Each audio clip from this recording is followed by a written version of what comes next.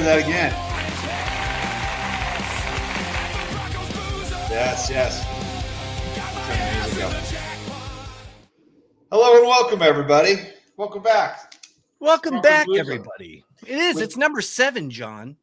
Week 7 with your friends, John Reedy and the captain. Welcome in, everyone. It's good times. Good to be here. Good to be back talking Broncos football once again. Never a dull moment here in Broncos country. That's a good thing.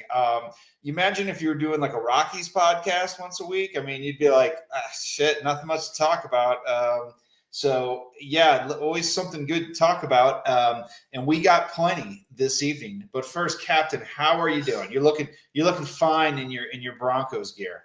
Dude, I had to come to the nines with the old Captain Bronco jersey, the OG, where it all started. It's a little faded, but, a lot of things going on. Came back from deployment from Battlefield 6, so I could join the show, which is great. Broncos had a big win, which I know we're going to talk about later. We have some breaking news today of some new players the Broncos signed. Chargers got some new jerseys that I want to talk to you about in the new segment. I am stoked. And not half in the bag to start the show this week. Yeah, that helps. I too just took my first sip of delicious sweet berry wine. Sweet berry wine. What are you doing after the podcast, John? You gonna go to Boone's Hill? It's not sweet berry wine. That's just a thing I say. No, it's wine time. It's beer has had its season. Just like iced coffee, it's time is up, and it's time to move on. And we're now moving into wine season. So this is the time of year we drink wine. So that's what we're gonna do. I think you and my wife should probably do the episodes moving forward, since she's a wine connoisseur. Isn't there like a wine commercial with the dude from Seinfeld and all that, and he's like pushing Pinot Grigio and how it's okay to drink Pinot Grigio while watching the football game? Whoever said that is wrong on every level, John. But it's all right. It's week 7, which is great, and honoring 7 right here. John Elway, here it is. It's a magic number.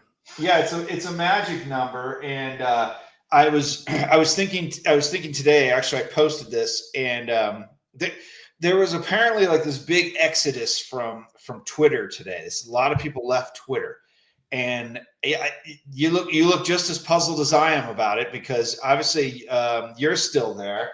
I just went back last week, and all of a sudden now everybody's leaving again. What the hell? Did you show everybody on Twitter this so they would fucking follow you again? Is that I did, and I wanted to save that one for the 100-person follow breaker. Okay, yeah. I figured, or give this to Colin. Say, hey, Colin, put this as your profile pic, and you'll get more people to listen to you.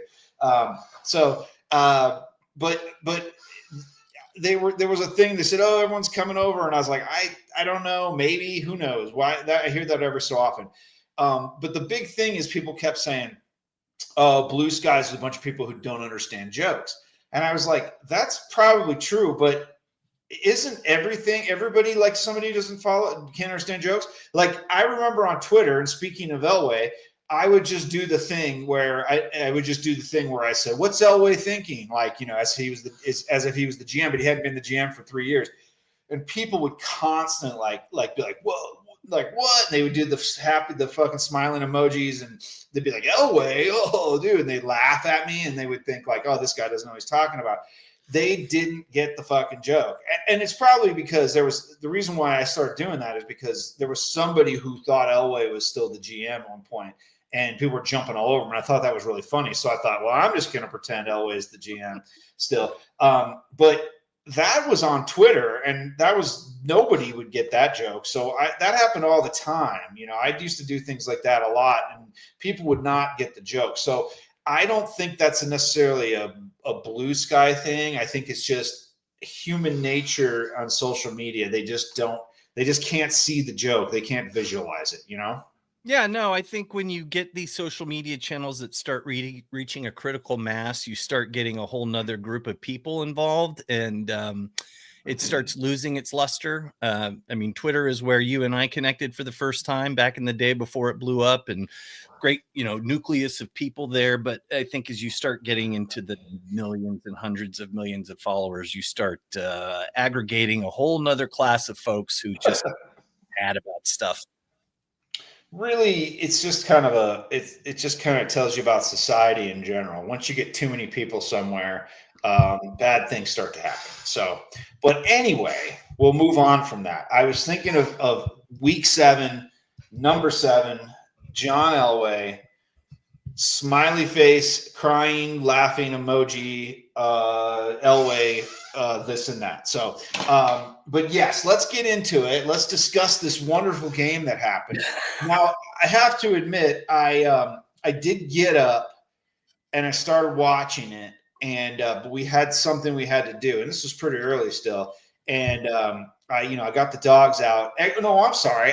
I slept in. Remember, I was talking to my buddy Snyder about it, our buddy Snyder, and I was like, oh, I'm gonna get up at I'll be up at 6:30, letting the dogs out, and I'll get the game on, this and that. Well, I slept in, and I must have missed the first quarter or so, and then we had to go somewhere because I had slept in, so I missed most of it. And then at the very end, I saw people on Twitter congratulating, bunch of losers, meaning the Broncos, that they won. And I was like, oh, okay, makes sense. Must have sucked for a game. So you're going to have to fill me in on it just a little bit. But the score was Denver 13, the Jets 11. The under of 43.5 definitely went under. It seemed like a real shit show. And the defense again played well. But that offense just doesn't seem to get it going. So you watch the game. Let me know what you think. Well, John, I did get up super early. West Coast people, I was up at 5 o'clock to get ready for the game. I was super pumped, thinking this was going to be a blowout. And like you said, it was anything but. Again, it was just clunky. The whole thing was just hard to watch. The penalties just continue to kill us. And I think the hard part about this is it's hard to know when the defense is doing well because you want the offense to score points, and that doesn't happen. It's getting concerning, but I think we can talk about this later, but I think the acquisition of a couple new players are going to help some of the key areas like special teams, which is just horrendous, has caused a lot of problems for us. So I believe we talked about this and how, we said, hey, beating the Eagles might've been a little bit of false hope, because people thought, oh, they beat the Eagles. The Eagles are really good. Then the Eagles go out and lay an egg against the Giants, and they're not looking so hot. So definitely, and when I was with our buddy Snyder on Saturday on the club level of Ball Arena watching the Avalanche play, by the way. And how was that? It was excellent. Very good seats. So if you ever find yourself able to leave the state of California, you could always come out and watch a game with me. That is, if you can. Maybe your wife's probably here right now. She could go see a game. You're close. We did talk about this after that episode, John, and I said I am now getting harassed in a public space about not going. So that's happening this year, whether you think it's happening or not. So you're watching the kids. Well, I told Snyder about that. I said, it's like asking you to go to the moon, and he agreed. So he was very interested in how this is going to turn out. So I'll tell him next time I see him that you're actually, we'll probably next week, let's have him patch in, because he had some good opinions about this. He said, if they lose this game, the one against the Jets, he said, it's over. He goes, they're not doing anything. And so they obviously won the game, but at what cost? 74% chance of making the playoffs right now. Yeah, sure. That's still pretty good odds. Well, they got a winning record, of course, yeah. But if they had lost that game, not only statistically, it would have made it harder for them to make playoffs, but I think just vibes alone, I think we'd be like, ooh, they're just not going to get there when it counts, because they still have to get through the Chiefs twice. They have to play the Chargers again. I'm not really counting the Raiders because I think they could win those games, but who knows? Maybe they won't. So you got to start bringing the passion, John. You got to start bringing the passion. I will bring the passion when they absolutely blow someone out who seems like a pretty good team. And What's I a don't think they, blowout for you? 20 points, 30 the points? blowout, yeah, at least like 20 points. I think 20 points is a good margin. 14, not quite. I mean, that's a good lead, but I think 20 points you could say yes, it's certainly a blowout. So if they were to do that to the Chiefs, then yes, I'd be like, okay, I think they got something here. But that's not going to happen. And in fact, the Chiefs, I think, are going to fucking beat them real bad in the 2 games they're going to play.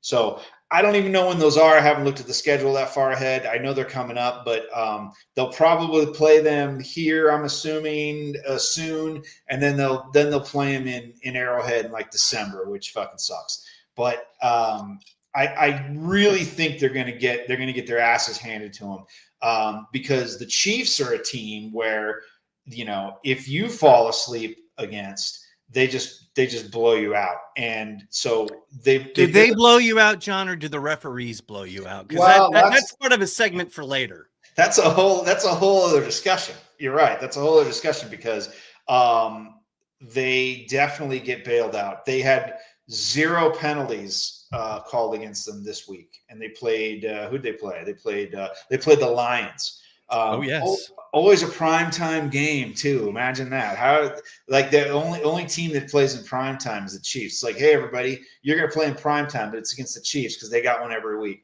The Lions didn't have a single penalty. How is that even possible? Not sure you could do that. Hasn't happened since 1972, John. Really? Wow, I didn't know that. Yeah.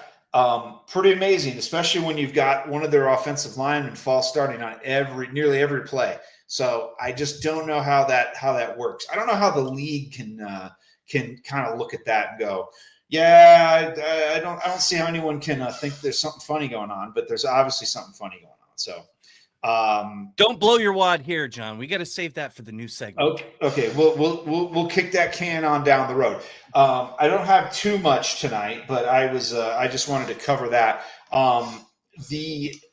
What I did discuss was the these unders. Now, this isn't a gambling show. Don't think that I'm going to talk gambling. I'm not an expert gambler, but the unders keep getting lower in these Bronco games. And so, for example, this one was, as I mentioned, was 43.5, and it was way under that.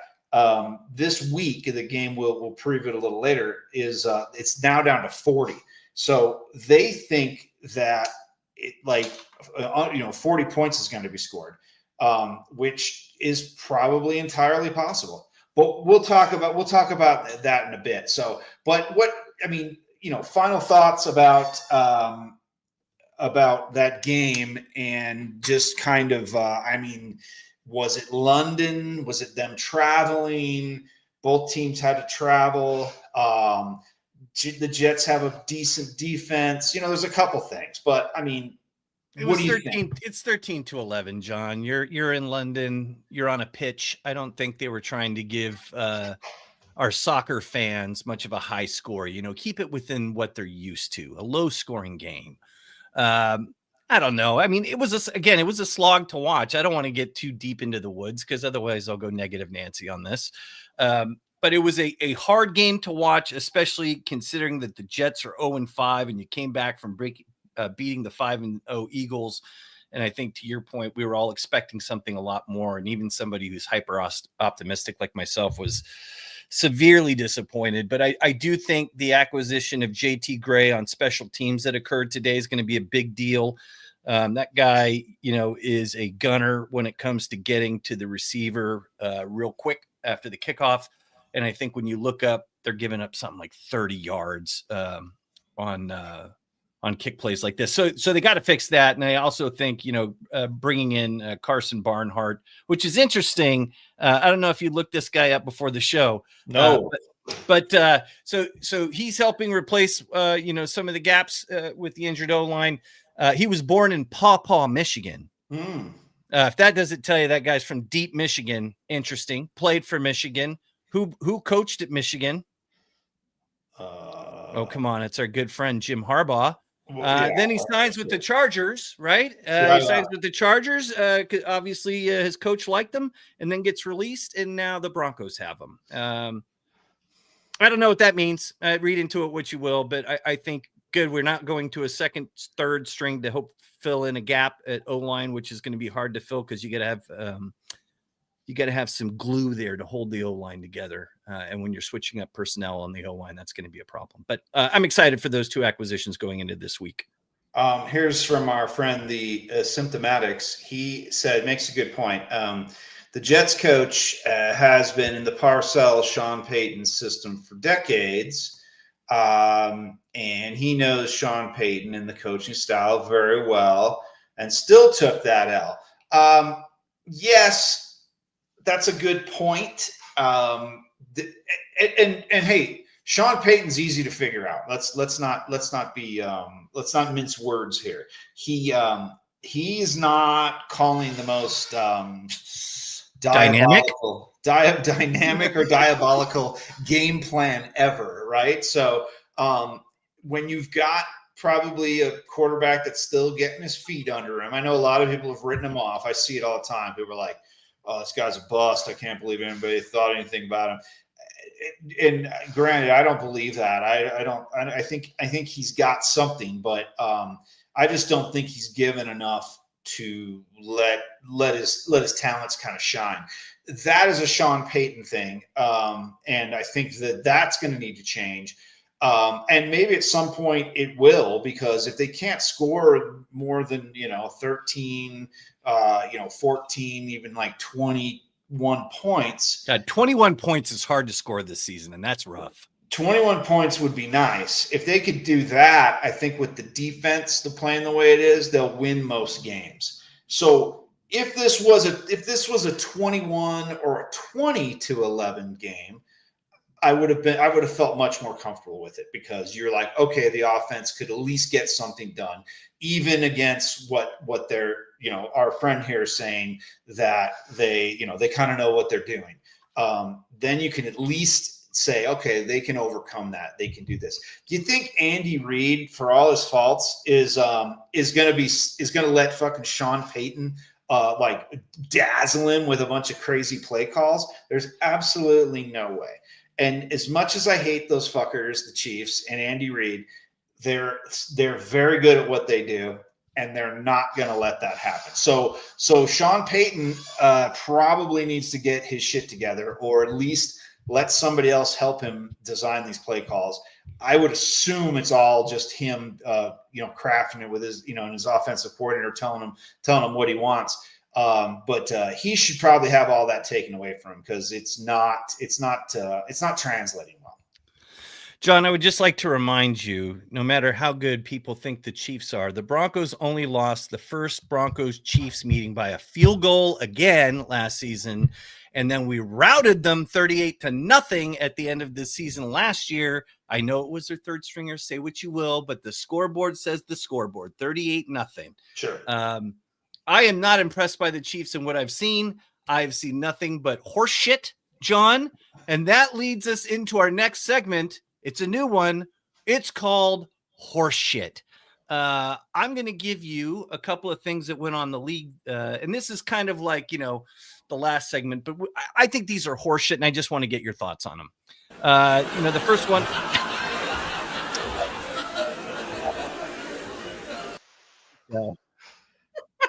How about this one? It's even better if you want to go. I didn't do it. It's not working. Never mind. I'm not going to waste my time. So the first one, the Chiefs became the first team since 1972 to have 0 accepted penalties, 0 turnovers, and no more than 1 punt in a game. It is a stellar performance performed by nobody in almost 50 plus years, John. To what we talked about earlier, I call that horse shit.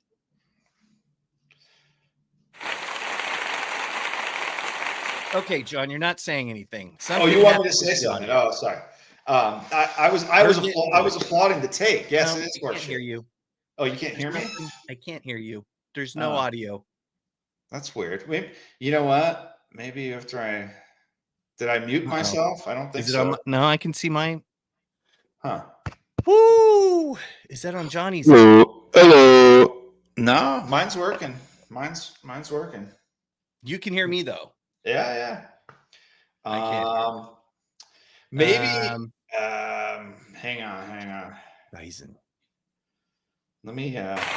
Okay, well, he can hear both of us. I can't hear you. You can't hear. I don't know how we can do this show. I must have muted you somehow. I don't know what the hell. All right, John. I'm going to let you go on a segment while I bounce out and come back in. Well, shit. I don't know if anyone can hear me and hear you. I hear you. Hey, everybody, it's just me. Hope everyone can hear me. I don't know what's going on. I started messing with all the sound effects, and all of a sudden it started getting. I can still hear both of you. Is what they said. So it must be on the captain's end. So I'm gonna wait till he comes back in. So I'm gonna freestyle for a little bit, and hopefully he'll jump back in with us. Yeah, I think I don't know. I know everybody was upset about that game, and I know some people were kind of like, "Hey, calm down, it's still a win." Yeah, I get it, but that's what we do, right? We get upset and we point out the negatives on everything. Yes, it's good that they won, but honestly, it just you think that they would win more decisively by now. You would hope that they would win kind of going away against a team like that hasn't even won a game yet. I think they should have won that by quite a bit more, but I just don't.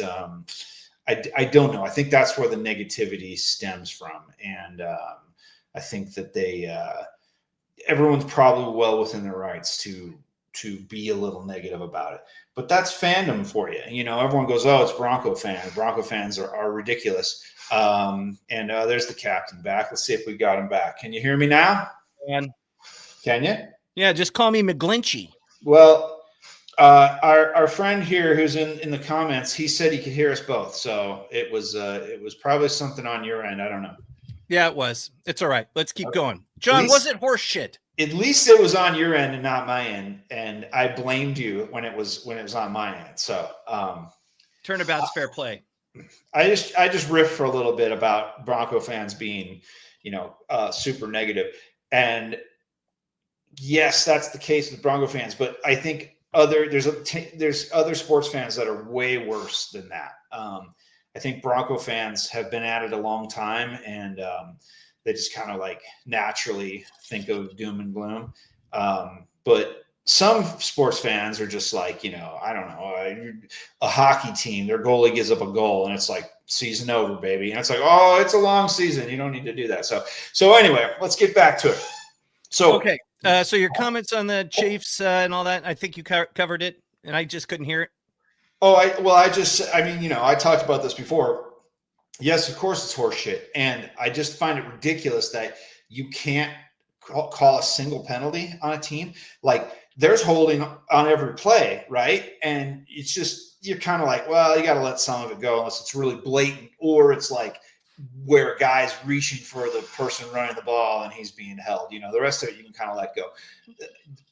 Like in hockey, there's a lot of shit that goes on where you're just like, yeah, I could probably call this, but we're going to be just doing this all night. So some of it you let go, some of it's so blatant that you have to do it.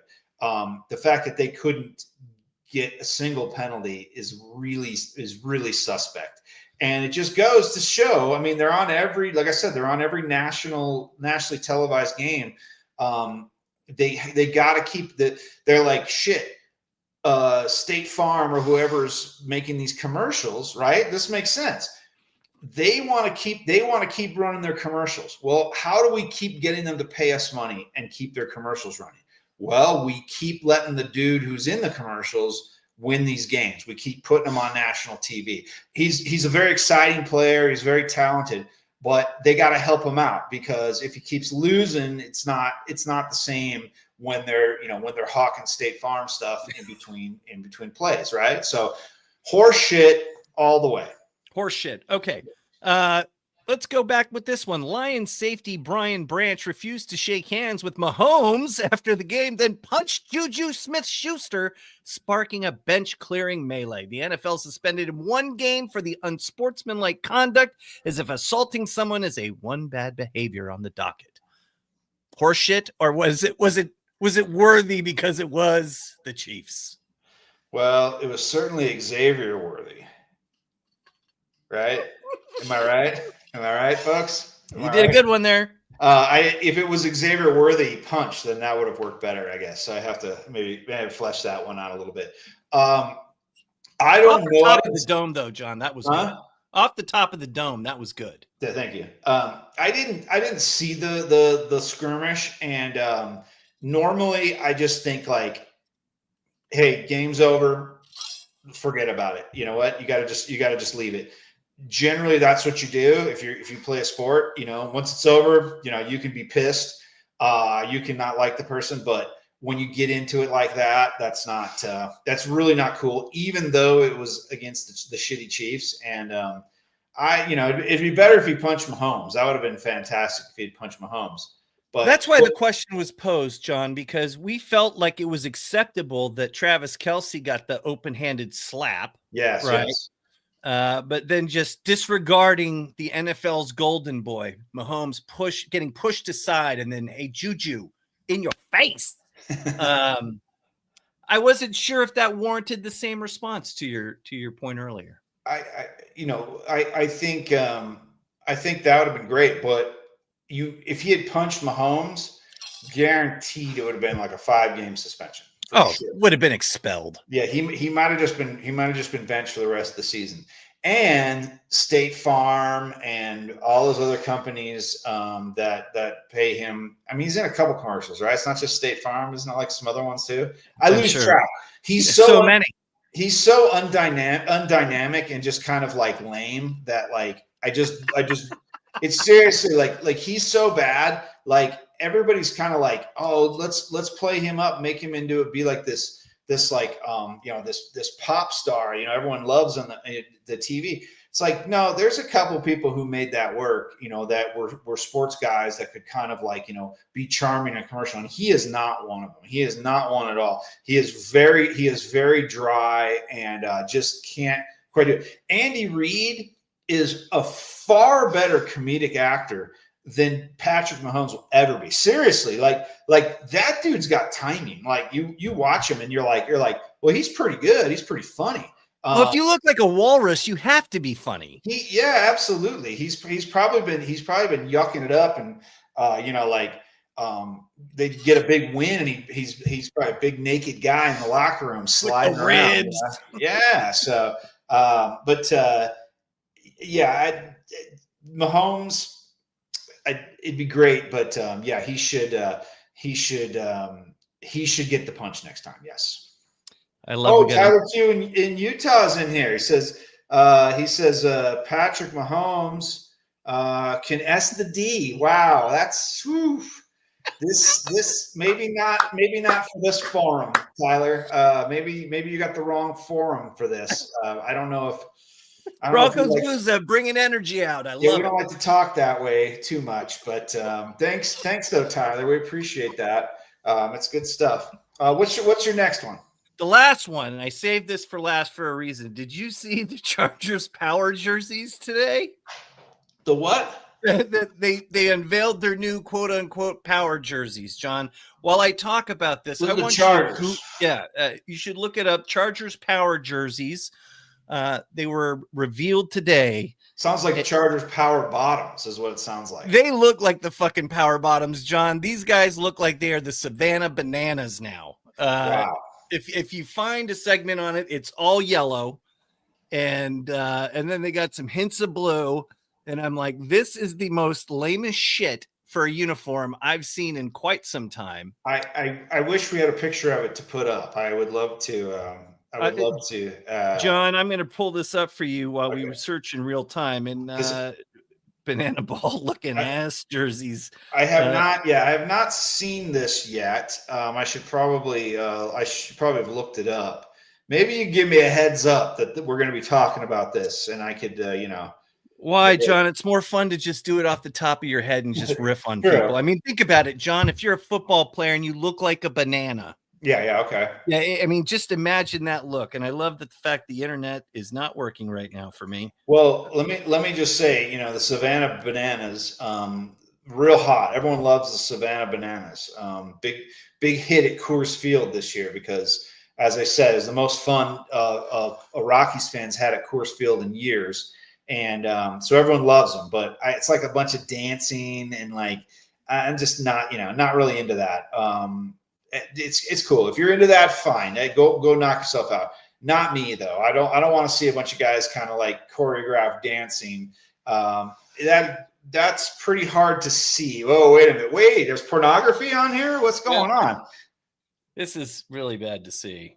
I can't see it. It just looks like a white jersey. I'm gonna look just it up. Imagine the white in bright banana yellow. Okay, that's awesome. And the asymptomatics is concurring. They're terrible, and they are that bad.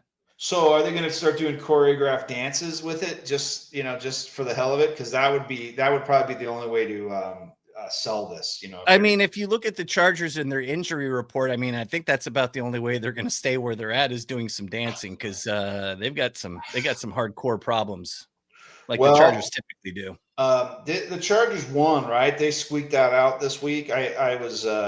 That's an example of like a team that we all hate them, of course, and we want them to lose. And it's really funny when they blow a game, but I think they crept back in that one and they hung in there.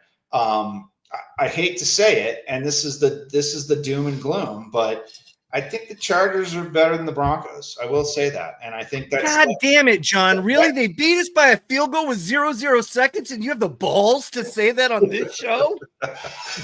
Listen, it's not a popular take, I know, but I just think that they're just a little bit better. Now, defensively, no, I don't think so. I think the Broncos are better, but I think Herbert's better. I think he's got better receivers.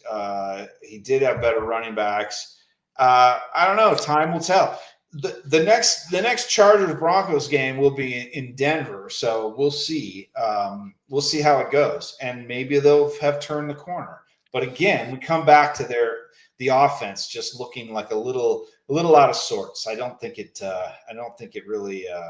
I think that's going to be a big problem. So. Wait, what's going on here? What's a Lano? What's a Lano? What does that mean? A Lanet? A Lanet? I was going with the French, the Lano. I'm not sure what that means, Tyler Q. But listen, Tyler Q. I know he's a big a lobotomy. Lobotomy, a Lanoot. That makes more sense.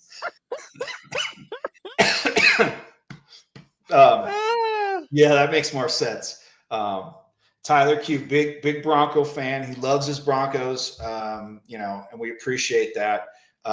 Not so much into the other Denver teams, and that's a bit of a shortcoming of his. But we're going to look the other way tonight because we're talking Broncos. We're not talking the other ones, other than talking about sweet club level for the Avs. Let me tell you, club level with sweet wine, John. It's sweet berry wine, yeah. So, wine. If you ever look that up, you look up the Dr. Steve Brule sweet berry wine skit. It's really funny. I only know the quote from Friday: "The darker the berry, the sweeter the juice." That's right. Yeah, exactly. Yeah. So sweet club level.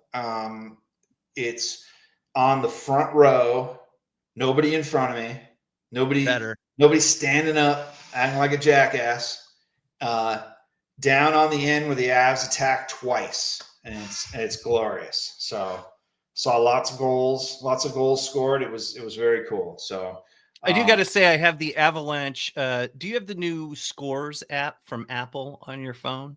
No, is it good? I highly recommend it. If you are an iPhone user, it's free. And I got to tell you, the speed at which they update the scores, it's almost real time. It's phenomenal. Okay.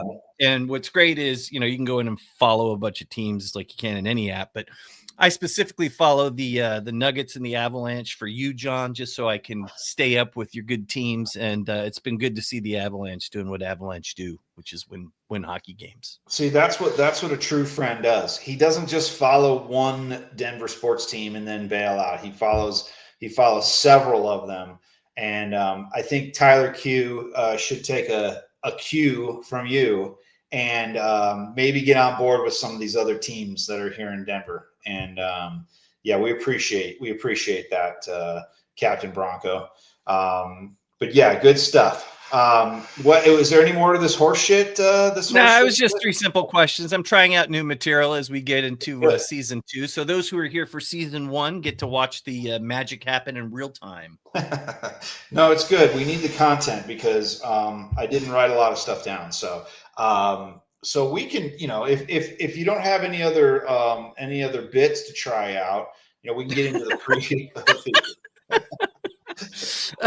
No, I don't.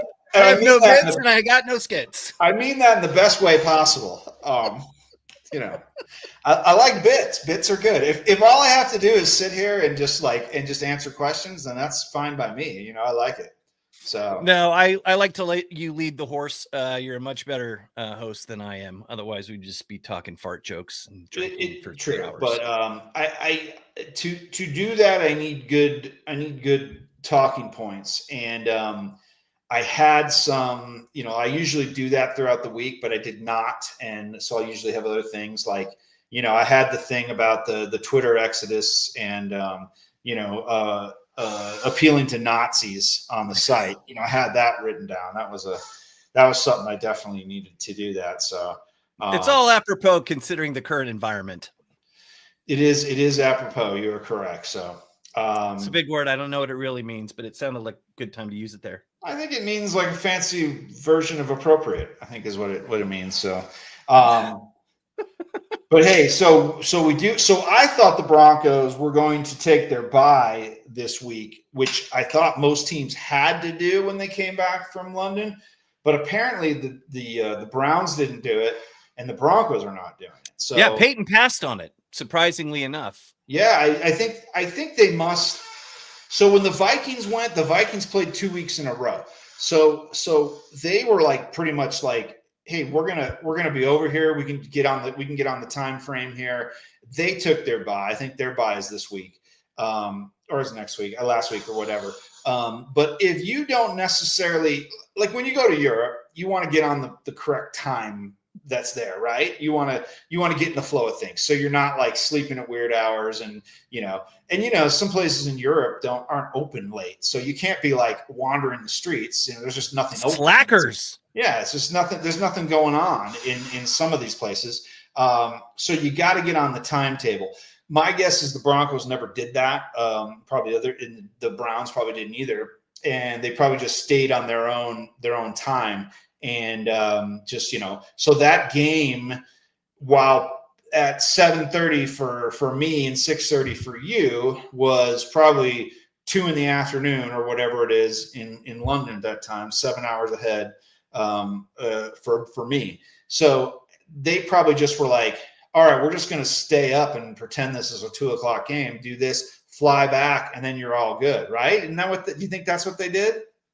I don't know. I think it was interesting. At least some of the stories that I saw throughout the week said that Sean Payton specifically passed on getting the early bye after the international game this week. And then it was like, if you looked at the records of teams that had the bye week and how they played after it, those who rested were at 6-2, and the opposite, is obviously 2-6. So, I think it is cause for concern for the Giants game, especially after a 13-11 win over the Jets. And then you go to the 2-4 Giants. And if I have to hear about the scat show during this game and frosted tips rolling in this 5.0, I'm going to lose it.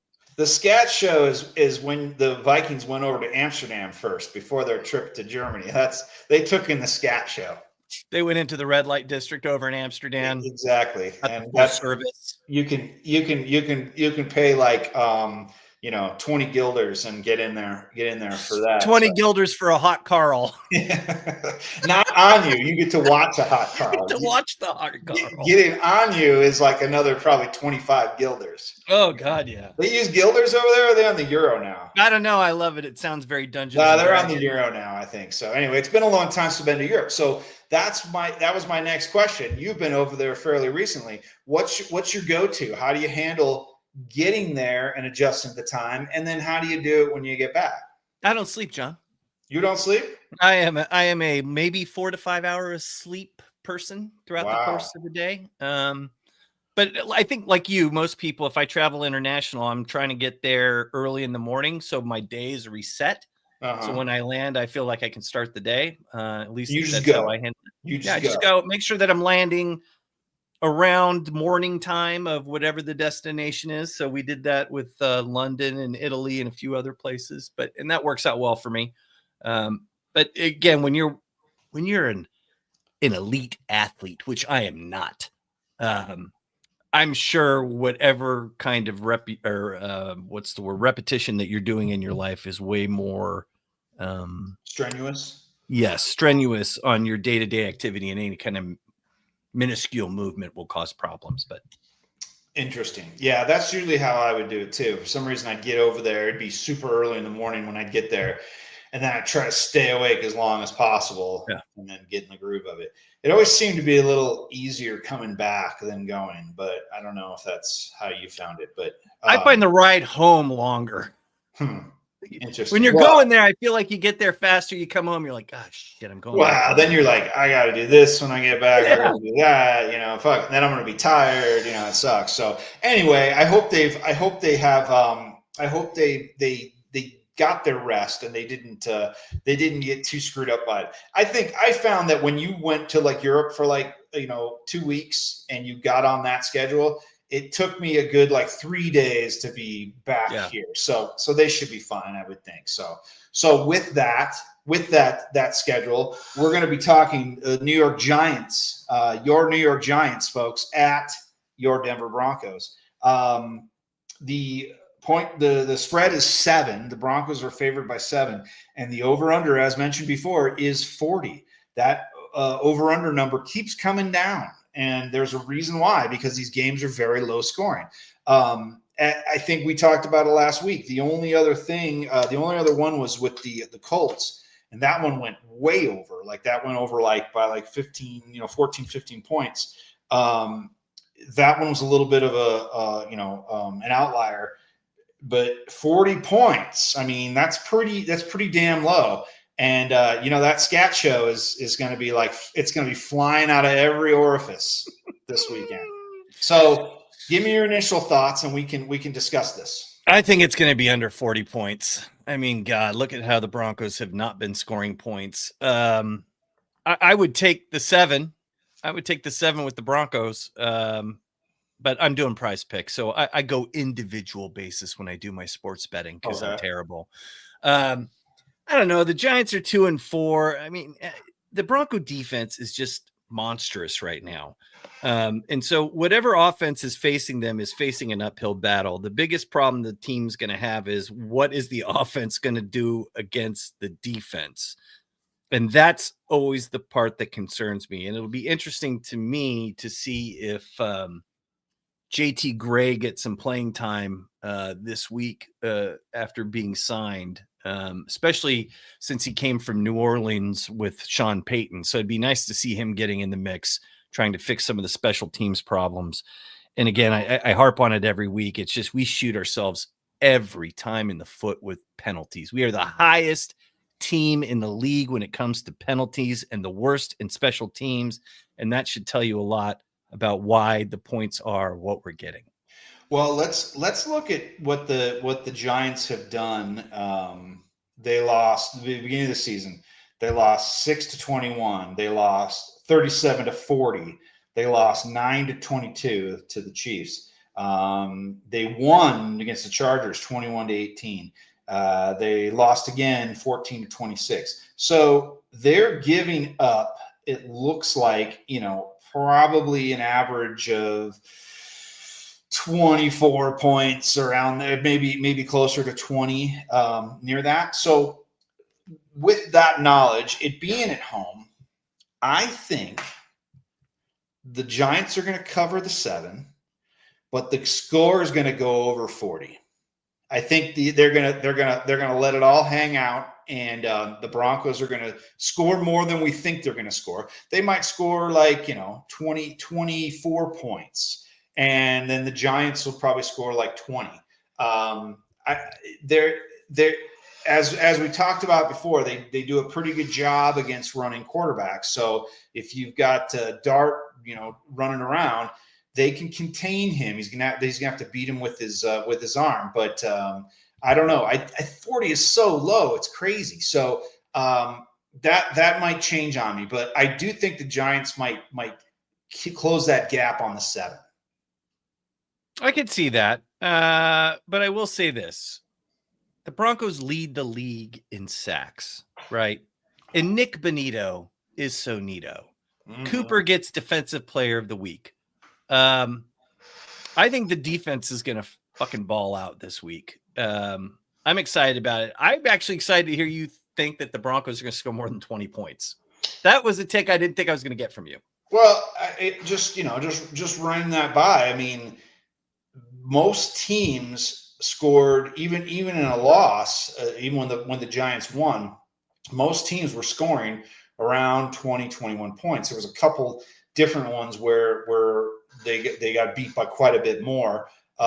So they are coming here, though. So when they come here, things change for those guys. They get a little more tired, right? So I think the Broncos can do it. I think they're going to get over 20 points. Maybe not too far over. Like we're going to maybe say 23 points, 24 points. But that's starting to make me think that the Giants aren't going to score, 20 points. So there's no way. So I'm gonna think about that. I'm gonna pray on that, and we'll see how it goes. So pray to the Lord of Bo Nix, Jesus Christ, and our Lord, we Savior, Amen. Whatever the Catholics do. That's right. I don't know what it is, John, about the offense. I'm very conflicted right now. I think J.K. Dobbins is doing the best that he can. I think the play calling is interesting. There are some times that Peyton has gone rogue, like going for 2 points, or he's done some interesting things that have or haven't panned out. But I think what's weird to me is when you look at Bo Nix's EPA rating, it's pretty high. It's like 41.4. And he's higher than Justin Herbert by like 20 points. And yet we still can't seem to get more points on the board than like less than 20. And so it's like hard for me to figure out what this team is about. I mean, I feel like they're trying to do balanced attacks, which that showed last week, rushing, passing, and whatnot, not just relying on Bo. But Bo shows up in big times, so there's some leadership things there. It's like what I talked about last week, grit. I think there is a thing, this intangible the team has, which is grit, that they have missed since Peyton Manning. And I think the offense for me is a conundrum because I don't know if anybody can pick it apart and know what it's about yet. I honestly, and we've said this before, I think he looks decent. He looks like he can throw the ball. He's got command of it. He makes some bonehead decisions, but most younger quarterback, well, he's not young, but younger to the position, to the being the starter, mistakes they make. But I really think it's the coaching. I think they're not scheming it the right way. I don't think they're getting the receivers. It just seems. I watched the Chiefs game because they're on every fucking every national game. So when you settle down on Sunday or Monday night to watch the one football game on, guess who's on? Yeah. It's the Chiefs. So I probably watch more Chiefs football than I have the Broncos this season. But you watch that, and they're always getting somebody open. There's always somebody open. Now there's reasons for that because if they try to do one thing while Mahomes is going to do something else, that's going to screw them. So they always leave somebody open. The Broncos don't seem to do that. They don't have that guy, that guy that's like sneaking open all the time. And I Yeah. really think that's a coaching thing. And I hope to God that gets worked out. Because if it doesn't, I think that Nix is not going to be able to, maybe it'll click for him and he'll be like, shit, I'm just going to do this myself and get it done. He could possibly and create more stuff on his own. Right now, he's not doing that. I think he's trying to stay within the structure, and the structure isn't very good. So I think that's the problem with it. No, I agree. I will say this. I mean, there's a great Instagram reel, and I wish I could remember the moment in which I saw it, but it was like there was two comparisons. It was like Sean Payton yelling at Russell Wilson, and Russell Wilson's like a tail between the legs dog, and Bo Nix in year one is like barking back at him, right?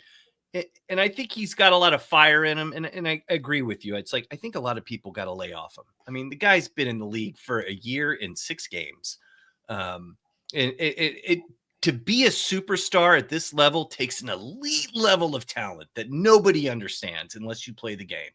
And I think for where he's at in year one, and I think when you compare it to some of the other Bronco greats, Peyton Manning, John Elway, he's like right up there for his year 1, year 2 numbers. So yeah, I think he